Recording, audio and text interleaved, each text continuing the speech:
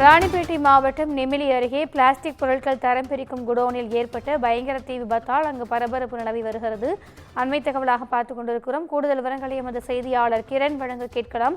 வணக்கம் கிரண், இந்த தீ விபத்தினால் என்னென்ன சேதங்கள் அங்கு ஏற்பட்டிருக்கிறது?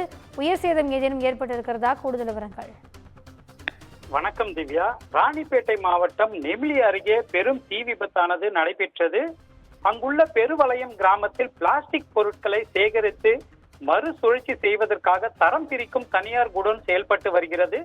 இந்த குடோனில் நெமிலி மற்றும் அதனை சுற்றியுள்ள பல்வேறு பகுதிகளிலிருந்து சேகரித்து கொண்டு வரப்படும் பிளாஸ்டிக் கழிவுகள் அங்கு சேமிக்கப்பட்டு தரம் பிரிக்கும் பணிகள் மேற்கொள்ளப்பட்டு வருவது வழக்கமாகும். அந்த வகையில் இன்று பணியாளர்கள் தரம் பிரிக்கும் பணியில் ஈடுபட்டு வந்ததாக கூறப்படுகிறது. இந்நிலையில் எதிர்பாராத விதமாக குடோனின் ஒரு பகுதியில் ஏற்பட்ட தீ மளமளவென அனைத்து பகுதிகளிலும் பரவியதால் சேகரித்து வைக்கப்பட்ட பிளாஸ்டிக் பொருட்கள் அனைத்தும் தீப்பற்றி எரிய தொடங்கியது. இதனால் உருவான புகை வானை நோக்கி சென்று விண்ணை முட்டும் அளவிற்கு பரவியது. இதனால் பெருவளையம் மற்றும் அதனை சுற்றியுள்ள பல்வேறு கிராமங்களைச் சேர்ந்த பொதுமக்கள் சுவாசிக்க முடியாமல் கடும் அவதிப்பட்டு வருகின்றனர்.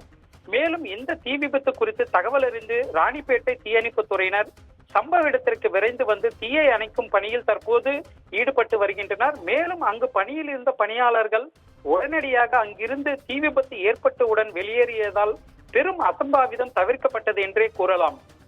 திவ்யா, கூடுதல் விவரங்களுக்கு நன்றி கிரண்.